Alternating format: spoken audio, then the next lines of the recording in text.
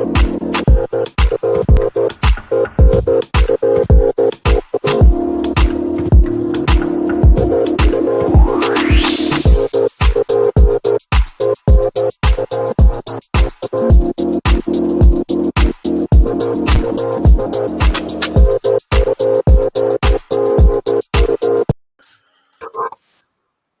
back to the Republic of Arsenal. We're live yet again off the back of another crazy night of European football involving Arsenal, giving us all sorts of heart attacks, a couple of smiles, plenty of concerns. We're going to talk everything Europa League. We're going to look ahead to the Leicester game. We're going to talk the Europa League draw. Lads, there's so much to talk about. Big thanks to everybody who's joining in the chats. Now, remember, first thing to do, hit that like button. And if you haven't subscribed, what are you waiting for? Come on, hit that subscribe button. Go. So I have an absolute super panel here with me today, as you can see. Now, when I was assembling this panel yesterday, as I said to the guys, I was feeling like Professor X assembling the X-Men. That's how good I believe this panel is. And then Matt kind of shot me down a little bit and compared me to Ron Burgundy, the panel there of Anchorman. So I'm going to leave it to the listeners to decide, are we the X-Men or the Anchorman? So you can let us know in the chats. But yeah, you can let us know. So with that, I'm gonna introduce you to my panel. So I'm gonna start off with the man comparing me to Ron Burgundy. Matt, thanks so much for joining me. No problem. Thanks for having me on. Very excited about tonight. Like you say, we've got a great panel on, and it's going to be a big one to talk about. Lots to talk about and discuss tonight, I think. Yeah, there's definitely plenty talking points. And next up, we got the all-seeing, all-knowing, the Oracle himself, the Gooner Sulz. What's up, Sulz? Yeah, no, stay tuned because there is a mad prediction coming up. I know Anthony and Matt know what it is. But yeah, no, I've had my visions, and I can, you know, we will let that out later. That's it. There's going to be a new segment added to this show where it's going to be Sulz predicts or Mystic Sulz, or again, people in the chats let us know that this man makes all sorts of predictions, so we need to come up with a name, Sulstradamus or something for him. Just not where he's. It's come true so far. Let's see how long it goes. On the next episode, he's going to give out the lotto numbers as well, so make sure you definitely log on for that. Yeah. And next up, we have a man making his debut and possibly the coolest backdrop I have seen on any channel. The coolest backdrop, Gunner since '96. Farhan, thanks for coming on to the show today. No, thank you for having me. I appreciate that. Yeah, I've been really excited all day to jump on with you guys and have a good old chat about the Arsenal. So yeah, thanks for having me. Yeah, no problem at all. Great to have you. And then now, last but not least, the man joining me with the retro shirts tonight. The only shirts that I think fit us. We got the yellow on. We were having a conversation earlier. I was just saying I'm just after having a serious Chinese takeaway, and you can't see it on camera now, but this thing is barely fitting me right now. But yellow. So Dawesy, great to have you. Thank you very much for having me. Yes, I've been looking forward to this all day as well. Plenty to talk about. But a tip about retro shirts. So just a quick story. When I was younger, growing up, I bought them all in a large, even when I was like 12. So they were huge when I was a kid, but I bought them with the intention that they'll always fit me. So I've gone around it that way. So Dawesy, where were you when I was a kid, man? That could have helped me out a lot. That's forward thinking, that is. Yeah, I don't know what I was thinking, but I've got about 80 I wasn't that clever. That's the mistake I made. Is I bought this when I was 4 years old, so I'm still trying to squeeze it. No, but look, lads, it's absolutely brilliant to have you. As I said, super panel. So look, the listeners, you're getting absolutely spoiled tonight. Absolutely spoiled. I don't know how I'm going to compare it to this going forward now, because this is who it gets. This is the who's who of Arsenal panelists now. So I'm really looking forward to this. But lads, going to start with that Europa League. Look, Arsenal at the best of times, they leave us scratching our heads and wondering what are they going to do next. you think you've seen it all, and then they go and give us something new just to keep us sitting there thinking, lads, why are we supporting this team? Like, what are we doing? Come on. And now, look, I have to give them props. They stayed in it. They didn't let the heads drop. And look, we're very quick to criticise the bad things that this club does. So I think it's only fair. Look, we rightfully so can be very, very concerned after what we witnessed over the 2 legs, but we did get through by the skin of our teeth, but we did get through. So look, embrace the positives. We did qualify. We're still in it. So first of all, what I'm going to do is I'm going to start off with Sulz, because Sulz, you called it. You made the prediction. Sulz was with me for the preview show. He said Aubameyang was going to show up, and your man showed up, Sulz. You called it. Yeah, I said it on the Leeds game, and I said it tonight. I've always said, look, Aubameyang's a big moments player. The minute you need him to step up, he will always step up. FA Cup semi-final, FA Cup final, the man steps up when you call for him. You shout his name, he will call. He'll answer that call. And yes, it wasn't the best of displays. It wasn't, classic Arsenal where, we absolutely go trump teams over and give a, phenomenal performance. But guess what? There were 3 people in that game that I am just so excited. I might get another noise complaint tonight because I am going to end up screaming.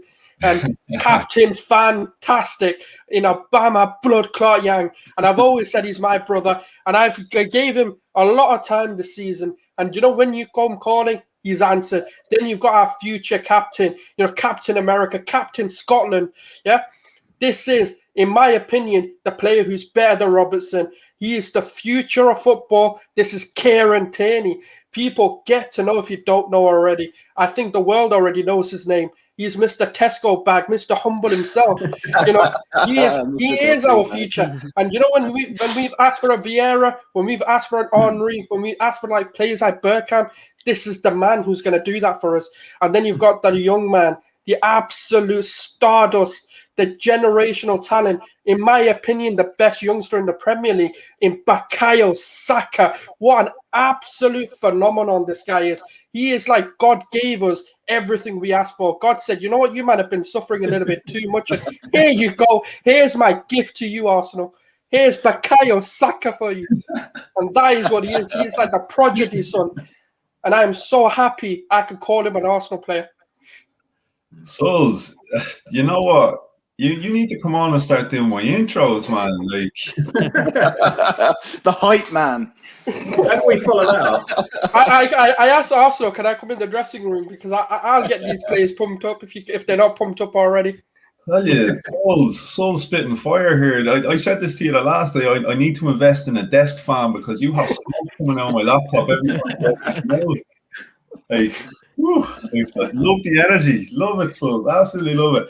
Look, Matt, I'm going to go to yourself next. Look, over the course of the 2 legs, me personally, I don't think that was a great Benfica side. And as I said previous, I think there's plenty of cause for concern. As a whole, how would you rate that Arsenal performance? I know we got through, but my God, we made hard work of it.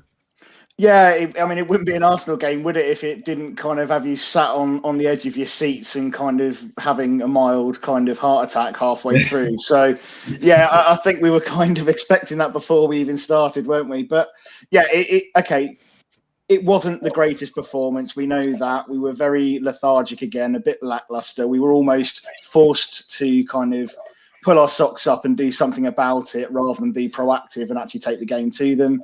We did make a very, very average side look much, much better than they were. Lots of mistakes, lots of poor performances in there. But like Sulz has said, the big men turned up and did the business. Aubameyang showed up, clinical, did what he needed to do. Saka, obviously laying it on a plate.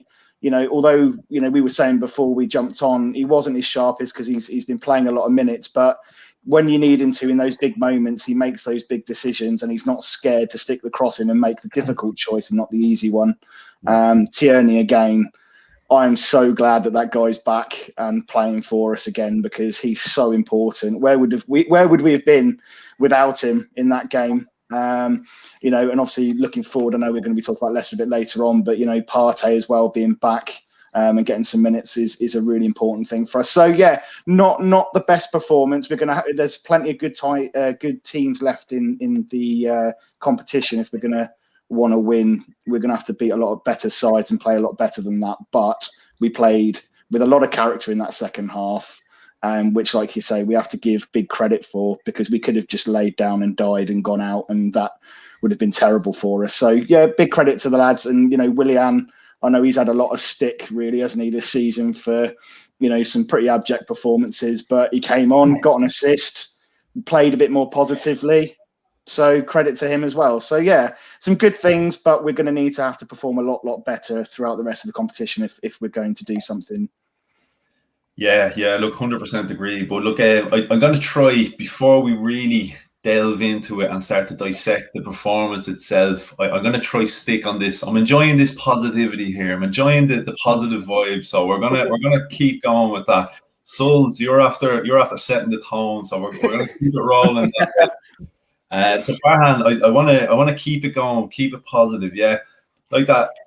It was a dodgy performance, to say the least. But again, we got Kieran Tierney back in the side. We've seen how important he is. We've got Thomas Partey back on the pitch.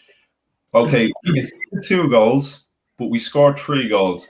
Captain Aubameyang showed up again. He did the business. Almost had himself a hat-trick. VAR, offside, yeah. But look, for me, plenty of pluses. Are you taking the positives out of this performance, or is it a cause for concern for you more so? Are you more so looking at this performance as this was Arsenal's sort of shortcomings, almost showing through, rather than good performance from us? I think watching the 2 legs, I think Arteta's going to be considering himself a very, very lucky man. I wouldn't consider the starting 11 to be what I would have went for personally. I think we needed to concede those 2 goals in order to come alive. And I actually think the best of us came out the moment that second goal went in. And I don't think we would have seen the characters that we saw had we not have conceded those 2 goals. Kieran Tierney to step up, Aubameyang to step up, Saka to step up. These are players with talent, with bags of talent. We know it, we've seen it all season, but it really takes the moments to see who your real players are. And I mean, they really showed us, if there's one thing that we can rely on this team to do, is to come up with big performances when it matters. It happened in the FA Cup last season against the likes of City, against the likes of Chelsea. And I really do feel like with a bit more time, with a bit more gelling process, we can see a team who are able to come up with these special types of moments.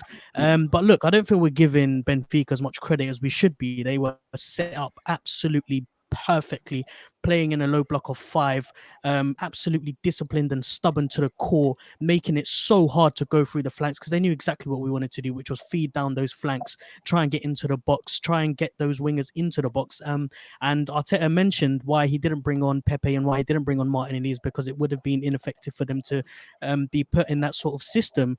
And Willian came on and he proved exactly what Arteta wanted him to do, which was hold up the ball, get others into the box and feed it into them, and he did exactly that for Kieran Tierney for a splendid second goal. And with 25 minutes to go, I did really feel like there was a third goal in it.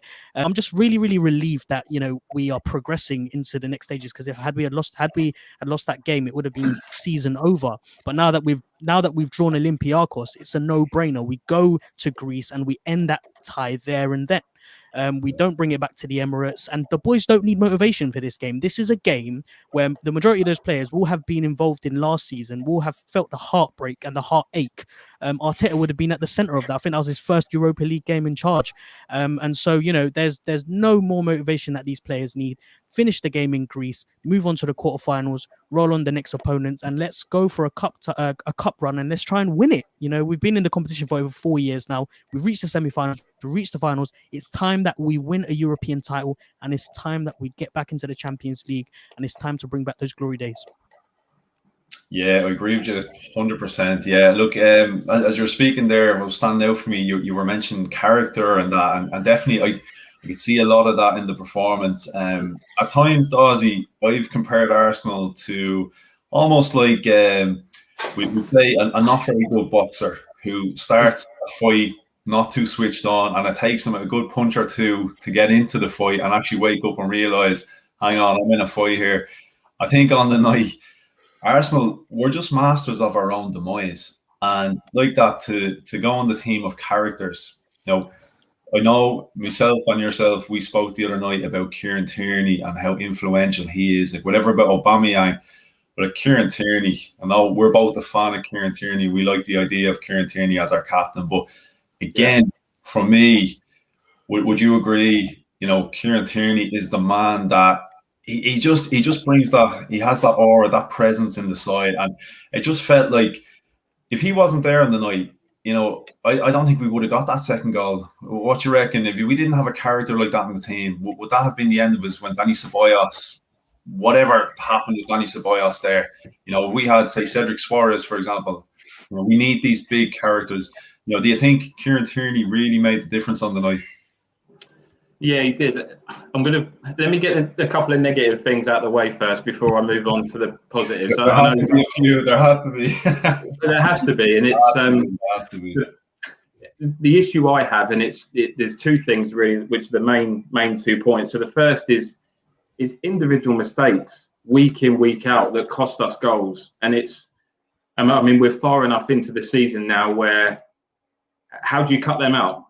What do you change now that's going to stop these silly mistakes that we seem to be doing far too often, that's going to help us finish the season strongly? Because that's my concern. Generally, the only team that beats us is ourselves, because we end up giving goals away. We end up going 1-0 down. Yeah. And I do like the character of the way we fight, the way we come back, but it just concerns me. And again, we touched on it with Richard's channel the other day about how slowly we start games. Yeah. And it takes us to go 1 goal down or 2-1 down before they seem to realise we need to pull our finger out here, and we need to pull something out of the bag. If we could just start games quicker, I just think we could help ourselves no end by just starting a bit quicker and just trying to cut out these silly mistakes. Now, listen, the first one, any player can give a free kick away around the edge of the box, and that you can't. No one would have stopped that free kick. It was an unbelievable free kick. So maybe we're being a little bit harsh on Dani Ceballos for that one, but that second one was just. He saw the player as well. It's not like he didn't know the player was there. I don't know what he was thinking trying to head that back to the keeper, but. Anyway, that's my moaning out of the way. I'm moving on to Kieran Tierney now, a bit more positive. Yeah, the guy is just he's a proper throwback, isn't he? He's a player from 20 years old, shirt tucked in, your socks folded over, none of this socks over the knees, socks down by your ankles, none of that. He's a proper player, and I think that's why everybody's taken to him. We've all made jokes about him training in the snow in short sleeve shirts when everyone else has got snoods and hats and can't see anything. So he's just a proper throwback player that he's there to do a job, and he wants to do his job to the best of his ability. And I think Sulz mentioned it. I do think he's better than Robertson. I really do, and I probably wouldn't have said that when we signed him, because obviously we've kind of watched Robertson week in, week out for Liverpool, and obviously the last 2 years he's been unbelievable. Same as Trent as well. But when Kieran Tierney's fit and he's playing well, he's better defensively, and he's just as good going forward as Robertson, in my opinion. So I think again we touched on it the other night. My only concern is his fitness. Is he one of those players that can be there for 35 out of the 38 games?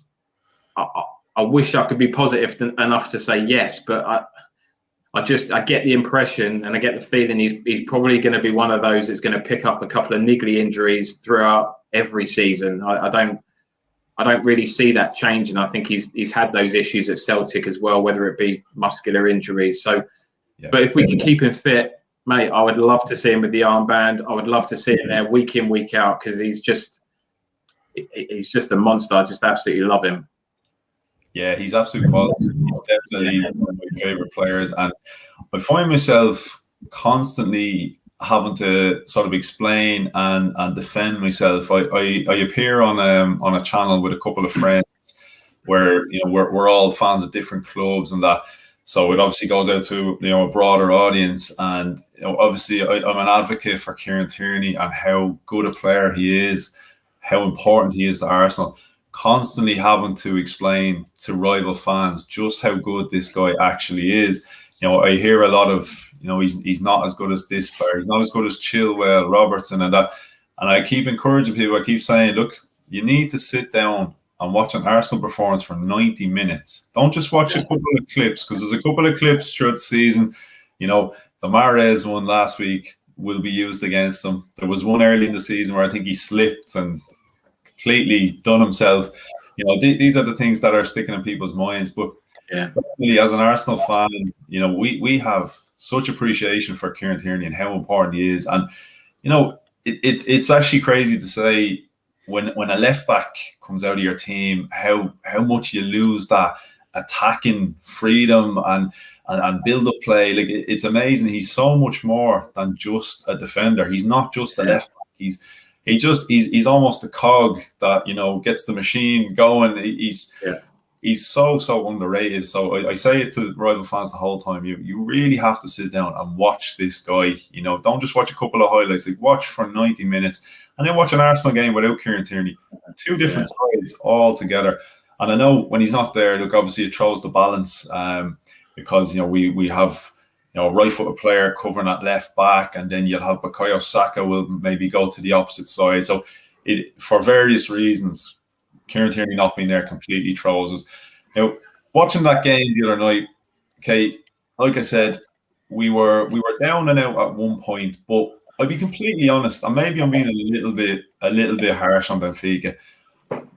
I thought I'd seen enough of Benfica from the first leg to suggest, no matter what, we were going to get something from this. We were going to get a result, and I did put it out on Twitter. Even when we were 2-1 down, I did say we're still gonna get through. We will still get through. Now, I won't lie. 3 minutes from the end, I was starting to sweat. I won't lie. But we did do it in the end. But lads, look, we'll just. I think we've said kind of all we need to say. We've addressed the positives, we've addressed the mistakes. We move on, basically. I don't think there's too much point dwelling on it. We got through. I'm happy to try keep it on a positive note, because I don't think we emphasize the positives. I've major cause for concern with a lot of the performance, but we did get through, so I'm happy to go with that. So I'm going to jump straight into the Europa League draw, and it's the old enemy of last season.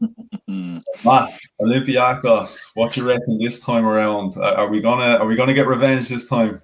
Yeah, I think we will. I think, like Sulz says, it's one of those that these guys have absolutely.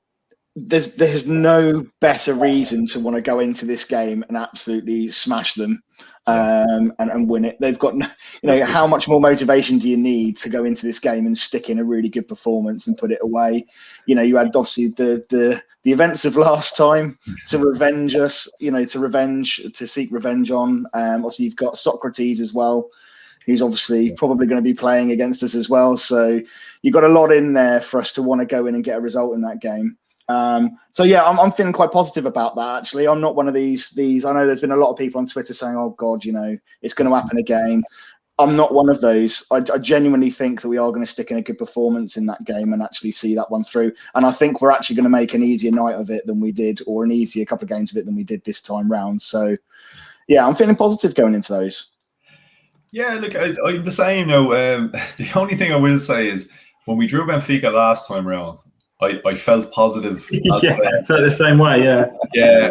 I'll be honest. I did. I did feel quite positive. And look, I would say on paper Benfica are a better side than Olympiakos, but we didn't exactly make it easy for ourselves against Benfica. So while I am quietly confident of getting past Olympiakos, I think it's fair to say we still have to kind of err on the side of caution, because as Arsenal fans we can very easily get burnt. As I said, masters of our own demise. Farhan, the game against Olympiakos last season, I still have scars from it. You know, we beat them 1-0 away from home, or which has become our new home ground in Athens, basically. We beat them there. We took them back to the Emirates and we lost in the 90 minutes. We lost 1-0. Game went to extra time. 113 minutes in, Aubameyang scores that wonder goal. Must have been thinking, I'm sorry to bring up these memories. I'm sorry, but we have to go there. At that point, you must be thinking, that's Arsenal true. Yeah. So, absolutely. Sorry, mate. Go on. Yeah, finish off. No, I was just going to say, you must have been thinking we're true. And then El Arabi pops up in the final minute of extra time, 120th minute. And then, if the game hadn't had enough drama, 3 minutes into added time, in extra time, Aubameyang misses that absolute sitter. Yeah. Now, Aubameyang, I was watching Aubameyang against Benfica in the first leg. He had an absolute shocker. He showed up in the second leg and he made things right. Now, I look back previous when Aubameyang played for Dortmund. They played against Benfica a couple of seasons ago, and in the first leg, he had an absolute shocker against them. In the second leg, he went and scored a hat-trick. Now, Aubameyang, I wouldn't say he had a shocker against Olympiakos the last time around, last season. He scored that wonder goal that we thought put us through, but then he missed that chance right at the end. Do you think he's going to do it this time? Is he going to set it right? If his track record and his history is anything to go by, he seems to get it right second time around. Are you confident that he's going to inflict the revenge that Olympiakos did? I think he's one of these players that this season at least has blown very hot and cold, hasn't he? You know, and to be honest, as has the team as a whole, you know, you don't know what's going to turn up. And I think Dawesy makes a really good point that, you know, cutting out silly mistakes, you know, making sure we're switched on from the absolute off, from the first whistle that we're on it. And I think you'll tend to know what type of a performance you're going to get from an Arsenal team this season within the first 5 minutes of a game. So, but yeah, Aubameyang, yeah, like Sulz has said, you know, he tends to turn up in the big moments. And I think, obviously, as we're going through this competition, that game's going to be a big one. So I tend to err on the side that he is going to show up for that, especially after last time. So I would hedge my bets on him having a good game in there, I think. Yeah, hopefully so. Farhan, I'm just going to go to yourself real quick. I was looking at the Olympiakos form going into this. Now, they are top of the Greek table. They are on 58 points with, I think it's PAOK. Is that how you pronounce it? PAOK? They're second, 46 points. Now, it's interesting to know Olympiakos, their last 2 league games, they actually lost for the first time this season, and they're coming off of a draw. Now, they also lost against PSV the other night. Now, they did go through because they won the first leg 4-2. But in their last 4 games, they've 2 losses, 1 draw, and a win. Is this a good time to get this Olympiakos side? To be honest, I don't think form counts for anything when you go into a Europa League tie, especially knockout rounds. It's really, really difficult because, I mean, you look at Arsenal's form and you look at the horrendous form they were on when they went on to beat Benfica. But look, I mean, I just want to quickly touch on Aubameyang, and as Matt was saying, I think with Aubameyang, he is a unique case study in that this is a player where he can go with 3-4 games without getting a goal. He can be slaughtered on social media, but then come up against Benfica and score the first goal that he did. And you have to credit him for the finish that he made it. He made it look so exquisitely beautiful. The chip, the dink, very reminiscent of the FA Cup goal. And this is a player that doesn't necessarily need to have all the confidence in the world to pull out the performances that he does. But having said that, this is a player with inconsistency, and I really do question whether he is able to continue that form onto the latter stages of the Europa League. And I think what will win us matches isn't necessarily on whether Aubameyang starts for us or whether he's played in the center or the left. It's whether whoever is playing alongside him shows up. For example, against Benfica, it was Bukayo Saka that showed up. The 2 assists were out of the world. I don't think we're giving him enough. I mean, yeah, we've given him enough credit, but out of the world. I mean, the first pass into Aubameyang. The finish was amazing, but the pass itself was just absolutely beautiful. And so moving on to this Olympiakos side, I think it needs to be settled in the first 10-15 minutes. And I often say that you can read a football game in the first 30 seconds. You can often tell what a team is going to, how they're going to set up, how they're going to play, what type of intensity, whether they're going to be playing with a high line or whether they're going to sit back and hit on the counter attack. And Arsenal need to go into that game, into that 10-15 minutes with an absolutely bullish approach. They need to go there with some cojones and really show Olympiakos that, listen, we are here to go into the finals and to lift this trophy, and there is nothing that you can do to stop us. And the moment that Arsenal, and this is what really frustrated me about Arsenal against Benfica in the second leg, the first 10 minutes was excellent. It was really, really good. It was dynamic passing. There was movement. There was a high press. There was a high tempo. And then all of a sudden it dropped off. And even sitting here now, having, watch the highlights again or having watched bits of the game, I still can't seem to understand why that is. And it's happened in a number of different games. I mean, we're playing Leicester tomorrow. If you look back at the game that we played them, was it their ground, wasn't it? We absolutely dominated them for 80 odd minutes, and then or 70, 75 odd minutes, and then Vardy comes on and changes the game. And Arsenal, for some reason, can't seem to keep that level of performance up for 90 minutes. And so, I think the only way that we're going to beat this side is we need to go into that game, and whoever starts, and I genuinely believe that every single player in that squad is capable of turning up and putting in a shift against Olympiakos and getting a result. And like I said, whoever starts, they need to go into that with the mindset of getting a goal early on, getting 2 in the first half, a third in the second half, and finishing the tie. Otherwise, there will be real questions asked, and the Arsenal frail mentality still remains, and it will until they, like I said, go into these games and finish them off early on. And it wasn't very long ago when we were doing that. Even under Unai Emery, they were still grinding out results, and they were still putting out really good performances with convincing results. But I haven't been seeing that of late, and it's worrying me a little bit. Do you know what? You make a really good point, I thought, actually, about Aubameyang and, relying on other people to have a good game. I think you're quite right. It doesn't really matter whether he's going to play on the left or up top. He does rely heavily on others having a great game around him to bring him into play. So he's not necessarily, at the moment at least, the type of player who's going to go and grab a game by the scruff of the neck and create something on his own. He's going to rely on the likes of ESR and Odegaard, etc., and Saka to make him have a good game. Yeah.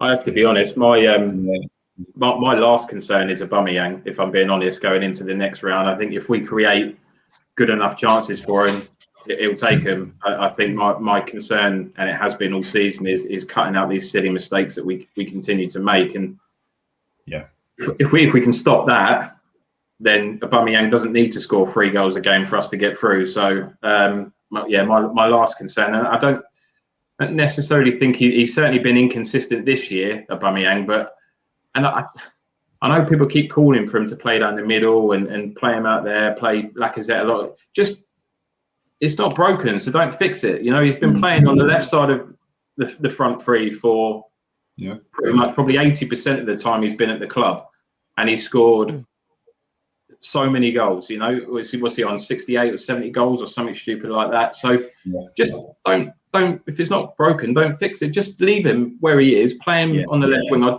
I do think Lacazette should have started against Benfica. I think the way he works, the way he drops a little bit deeper, the way he's got that ability of being able to win the ball back. Them two, for sure, have got a good understanding. So I would like to see Lacazette feature at some point in one of the 2 legs. But my main concern, and in my opinion, it seems to be we're trying to juggle the league and the Europa League. It doesn't appear that we've seemed to put all of our eggs in one basket. We've kind of seemed to have split them, and we don't seem to have ruled out finishing top 6. But at the same time, and the problem is we haven't got the squad depth to be able to really push for both.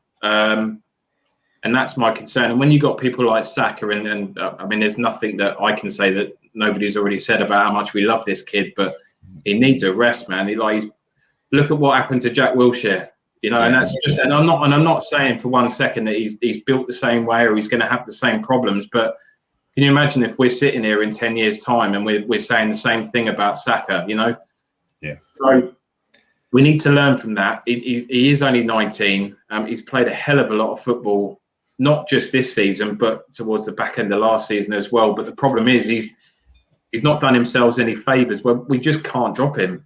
We cannot leave him out of sight for any game at the moment, because we need him, because we really lack any kind of creativity. So we need to find a balance, or really decide that we're going to go for one or the other, because I just worry that if we continue to play the same 14, 15 players, they're just not going to last until the end of the season. And then we all know the situation with COVID. There was no pre-season, not really any break for the players. So that's my main concern, is that we don't really seem to be shooting for either fully. We seem to be trying to balance both. And I fear that if we do that, we're going to end up outside the top 6 and getting knocked out of the Europa League. So, and obviously that's the worst situation that we could all hope for. So, yeah, I don't know.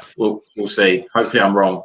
I just want to make a quick point, actually, Dawsy. You make a really, really good point on that. And I made a video, a couple of days ago, and I made the exact same point. Is that there's a lot of scapegoating going around at the minute. Arteta's failing at his job. He's not the right manager, etc., etc. And if you look at the run of games that we were losing, it was in between the Europa League games. And I said this at the beginning of the season. I said this at the end of last season. We really could have done a season without being in Europe, because right now this group of players are struggling to handle the pressure of being in all these competitions, but also the squad depth as well, the lacking of the squad depth. And the summer transfer window was an absolute mare. I think the club got it totally wrong. They didn't shift out the right amount of players. They didn't get the right players in. The whole situation with Saliba as well. And I mean, I continue to say it. If we get knocked out of the Europa League and we finish 15th, 14th, whatever, I'm willing to give Arteta the time to go through the summer transfer, fix whatever needs fixing now, and then next season it's go time. Yeah, and Anthony knows exactly what's about to come up now, especially in the Arteta situation. And one thing I'm going to reiterate again, the problem that we have, right, we don't have squad depth. We don't have players who...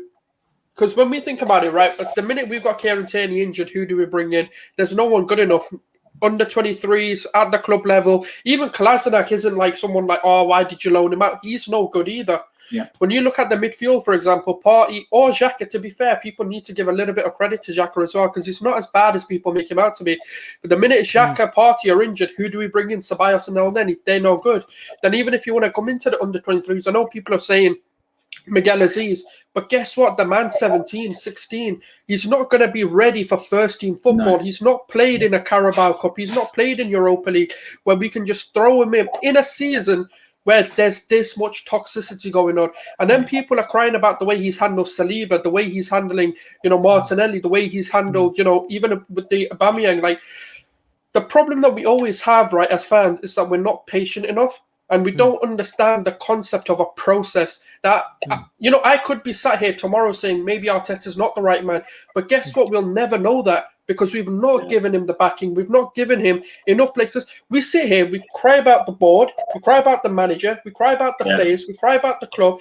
Eventually, you've got to think, right, okay, where is the core of this problem? How is it that everything's to blame, but he's still meant to get top 4? Like, I don't understand how that works. It's like when you open up a burger shop or a restaurant and you're working through your recipes, you're not going to start crying at the first hurdle and say, oh, crap, that ingredients and that recipe wasn't good. Because that's not what you do. You have to be mentally thinking, okay, what went wrong? Was it the type of meat we're using? Is it the ingredients we're using? That's when you build. That's a process to success. Stop. If you want to be a Chelsea fan, go be a Chelsea fan, because I couldn't give a crap. If you want an 18-month manager, if you want oil money being flooded into... I want that, don't get me wrong. But guess what? I understand what Arsenal's always done. We are a slow-building teim. It's going to take time. But guess what? When that success comes, I hope that apology is just as loud as the disrespect this man is getting, because it's unfair. Give the man some time. If it's not Arteta, if the board come out and say, look, Arteta's not the right man, and you're bringing in a Rafa Benitez, back him. Yeah. But back the manager. Stop scapegoating the managers and the players when you simply have been always saying the players are not good enough. This squad is simply not good enough, but you're expecting top 4. I don't understand how that logic adds up. Yeah, I said the same thing actually on Rich's channel actually last week. This where we are now has been 15 years in the making. The second we left Highbury and went to the Emirates, and I said it again. I'm surprised it's taken 15 years for this decline to really set in. This is a problem that's taken us over a decade to get to. So yeah. I really struggle to kind of understand how quickly people expected us to get out the other side of it. And again, to Sulz's point, we're not a Man City. We're not going to get a billionaire that's going to be throwing money around. I mean, we've got a billionaire now that's got our pockets tighter than anything. So that's not going to happen. So for us to compete, we need to do something different. And the only way that you can do that is by building a foundation and building something that's stable. And you can only do that. I mean, we all know that Kroenke is probably the main crux of the issues that we've got at the club. And until that changes, this is going to be where we are. So we just need to do something different. And if that's the case, and I'm with everybody here, I think, in the sense that I'm fully behind Arteta. I've seen enough of him and the players that he wants to bring in the likes of Gabriel, likes of Tierney. Well, Tierney was obviously here before, but obviously Partey as well. If these are the players that he wants to bring in, these are the players that we've been crying out for years and years and years. So if that's what he wants to bring in, as Sol said, back him. Give him the chance. Give him the. Can I add as well? Yeah. We asked for a manager, right, to come in and do a clear out. We knew who the deadwood were, and guess what he's done? He's done that. So why aren't people understanding, right? He is doing what he can within the limitation he has. We've asked for that rotten core to be gone. People have been screaming and shouting for the likes of Ozil to go. He's on too much money. He's on this. He's on that. Balogun reportedly is demanding a lot of money, and Arteta's handling that the best way he can. He's being patient with it. Arsenal of old would have been like, oh, do you know what? Actually, let's kind of give in. Let's give him 80k. Let's not give him the 100k. Let's give him 80k or something. But that's giving in, and that's why we're having the problems we're having today, because we gave in to the demands of the play. The players became bigger than the club. Do you know why Ramsey's not at the club? Because of Ozil. Do you know why the likes of, Aubameyang ended up signing? Because you promised that Ozil would go. It's not that they didn't want Ozil at the club. It was the fact that when there's players like Aubameyang, when there's players like Ramsey, who are arguably the best players at the time at the club, not on nearly enough money. Ramsey's highest contract offer was 250k, which is 100k off what he was getting. And that's unfair. I understand that. When you're an employee or when you're an employer, right? And I think I'm one of the best, and I should be getting a promotion, and they go give it to one of, I wouldn't say the worst, but one of the he turns up when he wants to. Mm-hmm. I would feel disheartened. I'd go to another club. I'd be like, all right, Juventus are offering me what I believe I'm worth. So, you need to understand that this isn't just a pitch problem. This is a corporate problem. This is a problem from the board down. And he's trying the best he can without destroying the club, because he can't sit there and say to Edu, now you piss off as well. Because that can't work. He has to slowly make those changes. And he is doing it. The culture of this club has dramatically changed under Arteta. Our mentalities is one thing, right? I am going to credit him on. Because if that was Arsenal of old, we would have crumbled. We would have absolutely crumbled when that second goal went in. And we probably would have conceded again. Well, we stuck to our game plan. That's the one thing I'm going to say. We didn't go gun-ho. It wasn't like, oh, Martinelli, you go on now. Like I said, you go on now as well. Pepe, you also go on. There's a game plan. There's structure to the game now. We recycled possession when we needed to. We started playing from the back. And guess what? People were frustrated. Why isn't the urgency there? But guess what? When you want to play a low block, you don't go gun-ho because there's no space. You need to find those spaces to be able to break those teams down. And Arteta did not give in to the pressure of social media. You know, one thing I'm going to say, right? Someone summed it up, and I'm so sorry I can't credit this person because I've forgotten who it is. It might be someone on this panel. Your favorite players do not change the game. Yeah. Tactics and decision-making changes the game. So stop crying for Martinelli because he might not be right. Stop crying for Pepe because he won't be right. Yeah. And Arteta's come out and justified it. Yeah. I agree with that, though. But, look, I think, like we've said before, this club has been in decline for quite a long time, and there's big changes needed, and they don't happen overnight. People want things to happen in a month or 2 months, a season. It's just not realistic.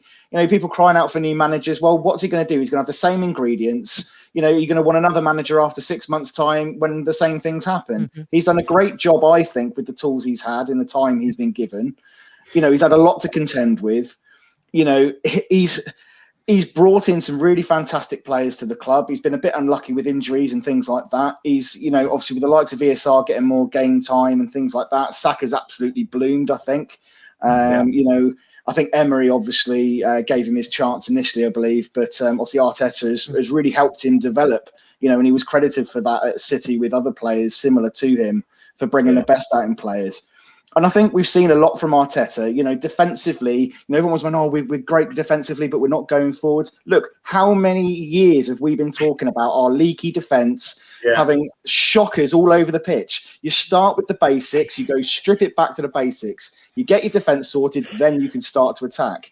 He's made some great improvements there. Yes, we're still not perfect. Yes, we're still making some mistakes. We're not switched on times, but we are progressing. We are getting better, and it's not going to happen overnight. It's going to take him another, probably a couple of transfer windows to get the players he wants and build the squad and the team that he wants to know his starting 11 every week. Like you say, he's had to deal with, some kind of backstabbing going on, and those players that he's had to get out. He's had to shift a lot of deadwood out of the club. These things do not happen overnight. You can't expect the man to steer a club that has gone from being top 4 winning titles to, where we were, before Arteta came in, to turn that around within a season. It's just not going to happen. I said it before. The worst thing that happened to Mikel was winning that FA Cup. Now, don't get me wrong, I'll take a trophy any day of the week, but obviously it set a really high level of expectation. You think, oh wow, is this already like 6 months in, and this is what's going to happen? Well, I'm in. So I think that was the worst thing that could have happened to him. And actually, going back to Farah's point, if we hadn't have been hit by a global pandemic, I'd have been quite happy to have been out of Europe for a season, just to give us a chance, just to regroup. But obviously, financially, really, that's not really an option, given the fact we've not had any fans for a whole season. So we're going to need to get back into some kind of European competition next year. But we'll see if we can do it. Time will tell. Fingers crossed. Yeah, but look, that's unbelievable points made there, especially regarding Arteta and the process and that. And I think it's fair to say, I don't think any of us are Arteta in, but I think we're all, understanding of the job and how serious a job it actually is. And I think, and I think everyone would probably will agree, the job at the moment is bigger than I think any man that sits in that seat. I think the job definitely is more than just what you see on the pitch, on a Thursday night or a Sunday afternoon. There's so much more, and tools were mentioned there. I think you all gave a great breakdown of what the process is, and like that. I think a lot of the fans need to ask questions of themselves and say, what am I actually looking for here? Because we wanted a change from Wenger. We got that. Okay. We appreciate now the job Wenger did. Now that he's gone. Now, sometimes you miss something when it's gone. It's a bit too late. Now we appreciate Wenger's job. We didn't at the time, I think. And look, I put my hands up, myself included. I was ready for a change because top 4 for me, it just wasn't enough anymore. And again, look, whole new appreciation for it now that it's gone. We got Emery in. We started seeing changes. Eventually, we wanted him out. We got rid of him. We wanted a new manager. We got Arteta. We want players out. He's starting to get rid of players now. It's still not enough for some people. We've changed everything around, in the background. Ivan Gazidis is gone. Rowson, he came in. He's now gone. Hustanomi came in. He's now gone. There's changes going on the whole time. And I think for us to actually progress, I think we need, we started a project. We have started a project. We put Edu in place. We put Arteta in place. Now, Arteta this season has only just become full manager. Remember, last season he was coach. This season, he's actually just in his first year of full management. So we've put guys in place. Hopefully going forward now, we have a bit of stability. I just think you can't just tear it down just because it doesn't seem to be working. You have to give it time. It's like signing a player and he doesn't play well for his first 3 games, and then you're saying, well, we shouldn't have signed this guy. He's rubbish. You know, you have to give time. Yeah, Arsenal has had no stability over the last couple of seasons. We basically didn't have a plan for when Arsene Wenger stepped away from his role because you know, this is nothing against Arsene Wenger, but he controlled too much. He was there for 22 years, and I think he had all the power. And we just weren't ready when he stepped away. We didn't have anything in place. And again, negligent owners who, look, I believe negligent. They don't care, whatever you want to call it. It's a combination of everything. They should have had the wheels in motion to set up, you know, the best way they possibly could for when Arsene Wenger walked out that door, and they didn't do that. So Unai Emery, unfortunately, was a casualty of that. He fought, you know, for his life, and let's be fair, he was never going to survive with what was going on around him. Raul Sanyehi and that. Now, we found out the hard way. Raul Sanyehi was in it for himself, what he could get out of it with the agents and whatever else. That's a different podcast altogether. But unfortunately, I think now Arteta is the man in the sea. And again, look, my belief is at the moment, the way Arsenal is structured and set up from the top, you know, you're fighting a losing battle at this club. So I think it is important that we do sit back and recognise the good that he has done. He has started to clear out.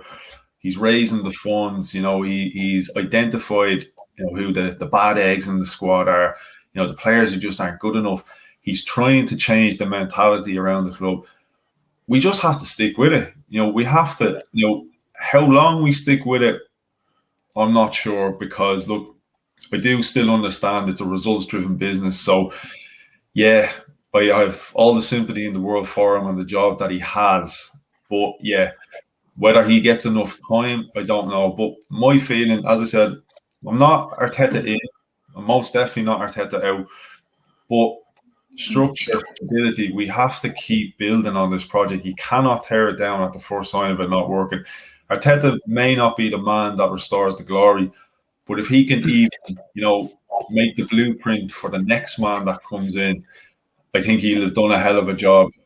But look, that's just my 2 cents on it. Maybe we might just move on to the Leicester game because like that, I don't want to keep you too long here. I know a couple of us are on a bit of a tight schedule here. So look, we just look forward ahead to Leicester now. Sulz, I'll let you kick us off with this. Look, Leicester knocked out the other night. Do you reckon this is going to change Leicester's mindset? Look, they're still okay. Look, they're not going to win the Premier League. They're in third place, level on points with United. Potentially, had they still got the Europa League, this could have been a different game on paper for Arsenal. Now, this is all they've got. You know, Arsenal face an even tougher task. Like, how do you see this one going? I mean, if you're a Leicester fan, you'd expect them to, you know, come into this game with absolute fire in their bellies because getting knocked out against Slavia Prague, who, let's be honest, they shouldn't have been getting knocked out by a team like that. You would hope that they come back fighting. Obviously, as an Arsenal fan, that's not what you want to be hearing. But maybe that works into our hands a little bit. Maybe because they've got so much to win and so much to lose if they lose, that maybe this could be where they start bottling it again. Because even last season, we've seen it where after Project Restart, they started bottling the top 4. They were way ahead, and people were like, yeah, they're going to get Champions League football and etc.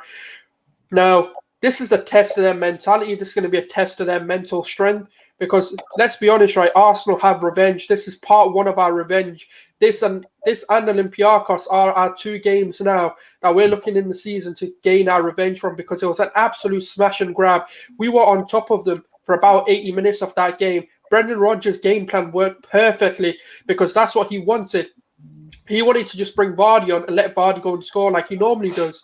So, you know, like Dawesy and Matt have been saying as well, it's those lapses of concentration. That's what we need to be kicking out of our game, because a team like Leicester will punish that. They need 1, maybe 2 chances in a game, and Vardy, Maddison, Barnes, will score. Like, they've scored against bigger and tougher, defenders than us. They absolutely smashed City 5-2. And I know that's not the City that we're seeing now, but it's still Manchester City. They're still the team in disguise of what we're seeing today. So you have to give a lot of credit to them. It's going to be an absolute tough game, but I think they're going to come out fighting, and that's going to play into hand, because teams that come for us, we tend to play well against. So I hope, all I want to see is an absolute professional performance, and I know there's going to be rotation. I know there's going to be, I'm expecting change, should I say. I don't know whether because obviously Arteta's going to know better than us how the players are feeling, how the recovery's gone, whether Thomas Partey will actually feature in this game, because he's only just come back. Maybe he's going to be like, this is not the game. Obviously, Kieran Tierney's got 2 games under him. Let's see if he plays as well. Maybe Arteta's going to rest him. So the team sheet's important for us to know our intentions going into this game. But you know what? There's a lot of blood on Leicester's hand, and I hope the players.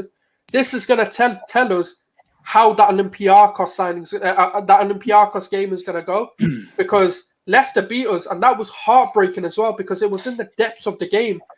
So, that's how I see it. And Leicester being second, third or second, however you want to see it, obviously equal on points, but goal difference means United are above them. They're having a brilliant, season. They're beating the big boys. So I'm hoping Arteta can sit there and for the love of God, not do something absolutely stupid with the lineup. Yes, there's rotation needed, but I don't want to see an absolute bizarre lineup, is what I'm going to say. Yeah, well, just like touching on rotation there, I was looking at the injury news ahead of this, and outside of Rob Holding, Arsenal look like they might have a clean bill of health. I'm looking at Leicester. They could be missing James Justin, Maddison, Wes Morgan, Ayoze Perez, Dennis Pryor, and Fofana is questionable whether he may or not play. Look, again, it's Leicester. They're a tough side regardless. I think what this has definitely come down to, Farhan, I'll go to you with this one. Like we spoke earlier, it's Arsenal and how they start. Leicester, I think, are going to come at us from the off.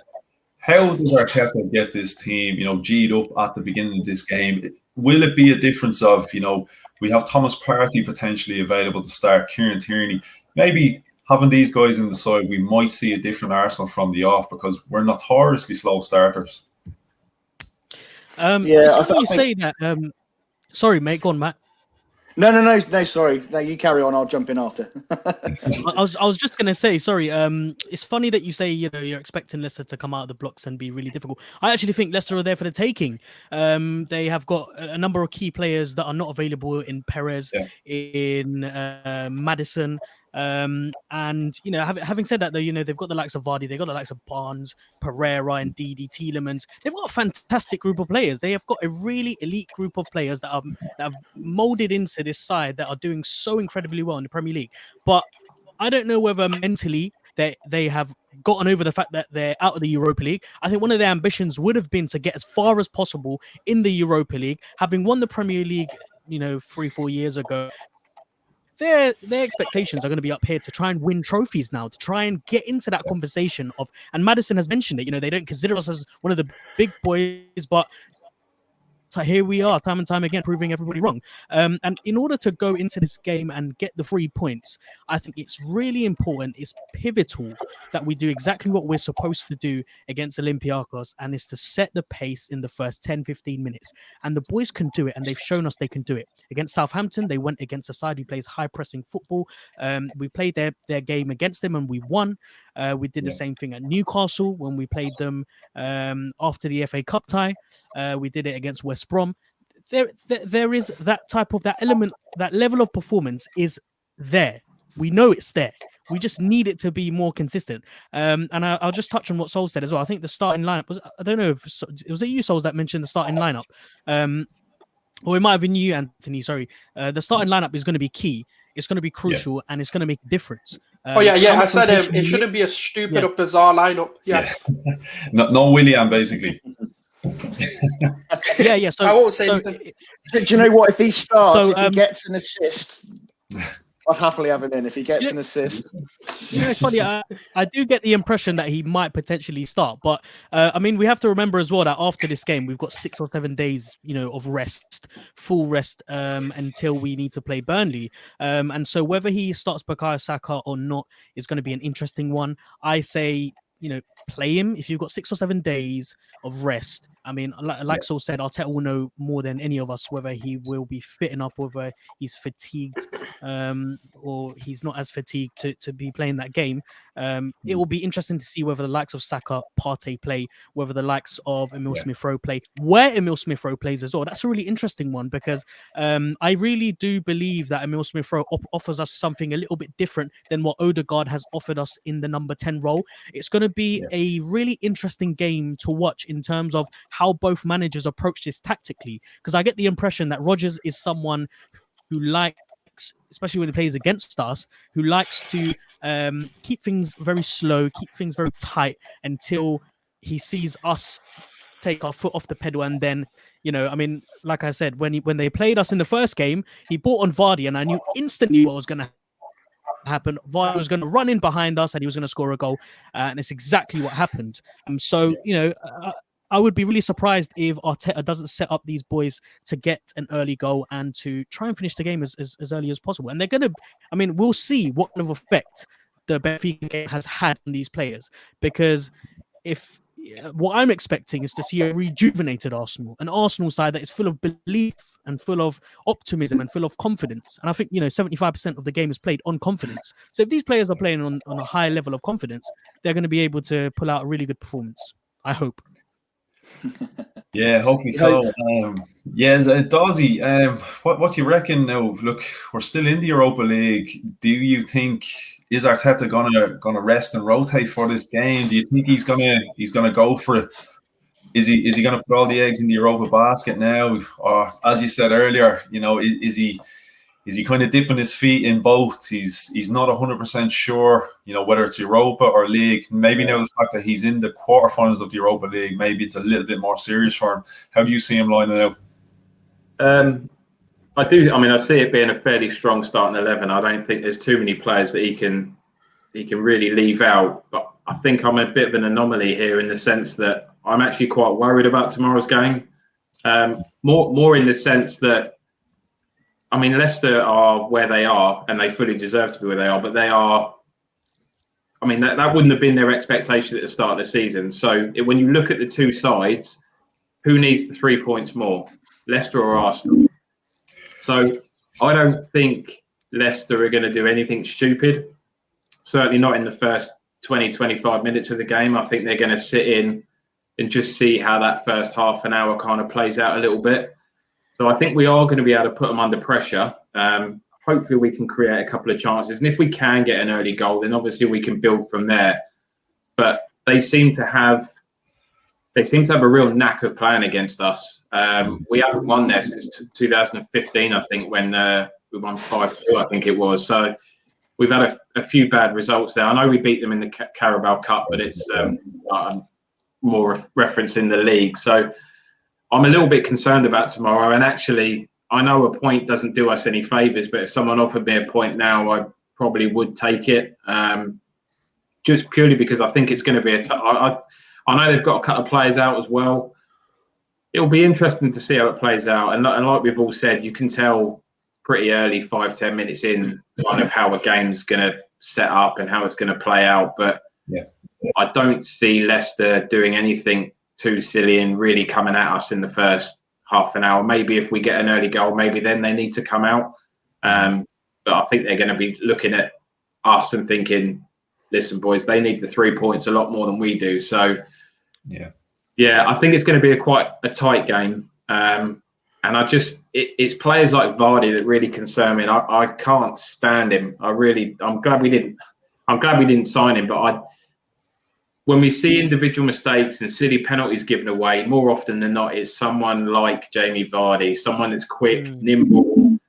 They're the sort of people that maybe someone like David Luiz might jump in against, give away something stupid. You just don't know. And I'm trying to be positive, but I just look at that next run of games that we've got, and I'm really struggling where he's going to rest anybody.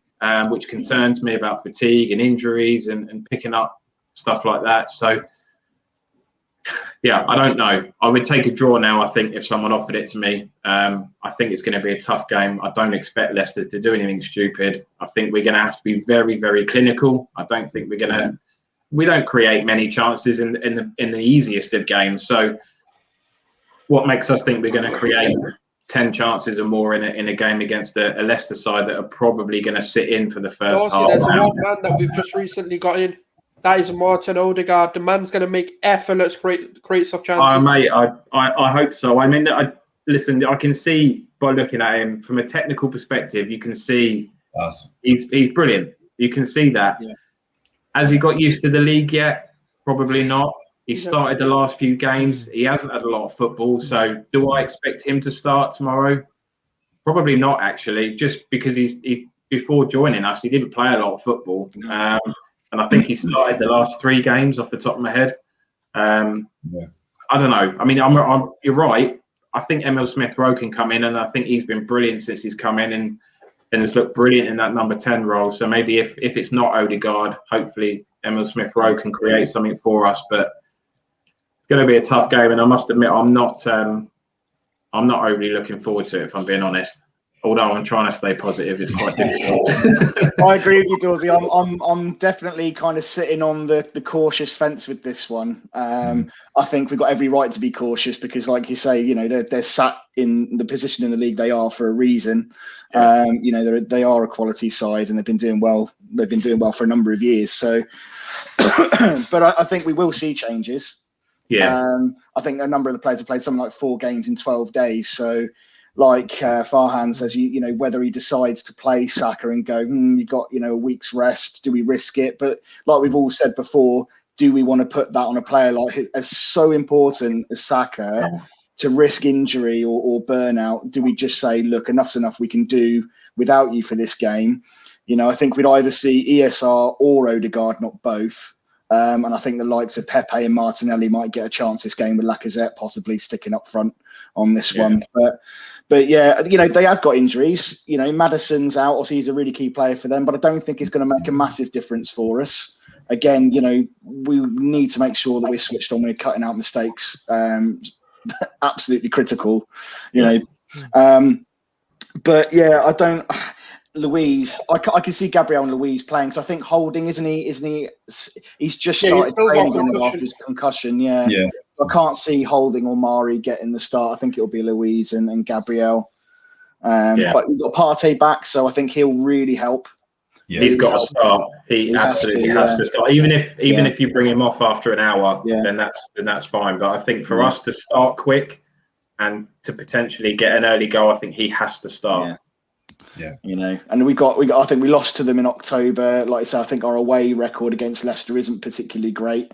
I think it's something like 15% win percentage against them away, which isn't all that promising. So I think, like I say, if you could take a point, I think I'd be quite happy with that going into tomorrow. Yeah, I think it's fair. Yeah, no, I do have, just as we were talking about, I do have the fixtures that are coming up. The reason I have our next 8 fixtures, I know I'm looking way ahead, but I'm looking at that list and I'm kind of going, you know, where are we next picking up points? And I know Burnley's in there, but it's just because Burnley comes so close in between really important games, and I'm expecting, you know, a bit of rest and a rotation. So that could be an anyone kind of a game. And again, went into the last Burnley game thinking we were gonna breeze past them, and we all saw what happened. So I'm almost looking at that Sheffield United game as kind of going, is this when we potentially, you know, next pick up points in the league? You just now, hopefully that's not the case, and you know, we do string together a couple of good performances. But lads, look, just before we wrap up, look, we'll just get a score prediction for the game tomorrow. Matt, I'll start with you since you're next in line here. Ooh, I take a point, but I think they're going to nick it, and I'm going to go 2-1 Leicester win. I think that's my initial thoughts. 2-1 Leicester. Sulz, come on, you're the all-known, all-seeing oracle. How's this one going?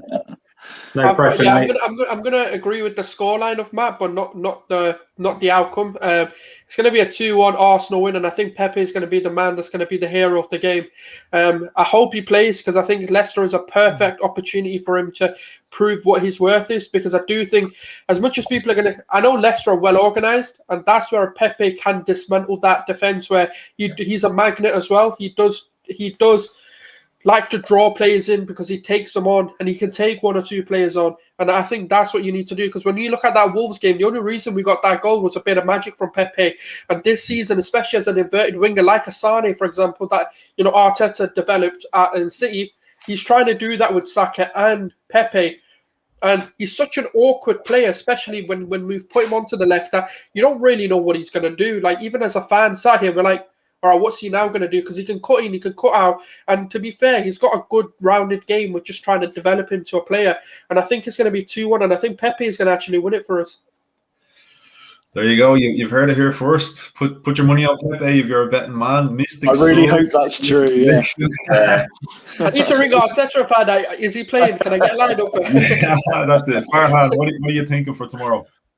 Absolutely, I think I totally agree with Sulz. I think I get the impression, not the impression. I get a feeling, a slight hunch that it will be a 2-1 win. It's all down to the boys at the end of the day. If they go there with the right attitude, the right mindset, that they want to win that game, they will win that game.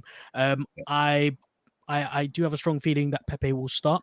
I think Lacazette will start. I think Smith Rowe will play through the middle, and I think Martinelli might get a start as well. And look, these are really, really bright players. They are players with a lot of pace, with a lot of tenacity, with a lot of energy, and with a lot of danger as well. They have a performance in them. They're going to be hungry and raring to go. They're going to go there to prove a point, because they've been on the bench for the last few weeks. And so, I mean, like I said, whoever plays, they're going to have all the motivation to turn up and to get the 3 points. I hope it will be a 2-1 win, and I hope Lacazette and Pepe get the goals. All back in Pepe. Dawesy.